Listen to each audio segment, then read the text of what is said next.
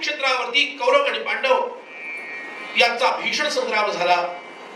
कलियुगाच्या अगदी अगदी सुरुवातीला द्वापर कलीच्या संधीमध्ये 18 अक्षौहिणी सेना नष्ट झाली.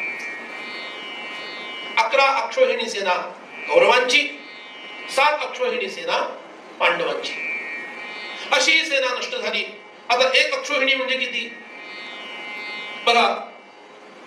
1 रथ, 1 हत्ती, 3 घोडे आणि 5 पायदळ, या सगळ्यांना मिळून 1 पत्ती असं म्हणतात. इतक्या समूहाला 1 पत्ती म्हणतात. अशा 3 पत्ती झाल्या की सेनामुख असं नाव आहे. 3 सेनामुखाचा 1 गुल्म, 3 गुल्मांचा 1 गण, 3 गणांची 1 वाहिनी, 3 वाहिन्यांची 1 पृतना, 3 पृतनेचा 1 चमू, 3 चमूंची 1 अनेकिनी, 10 अनेकिनी मिळून 1 अक्षौहिणी.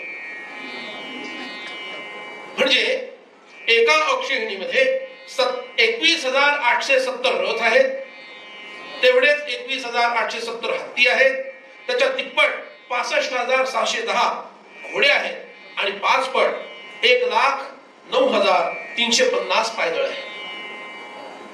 ही किती झाली? 1 अक्षौहिणी.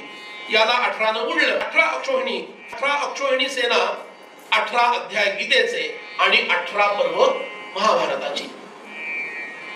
या 18चं खूप महत्व आहे.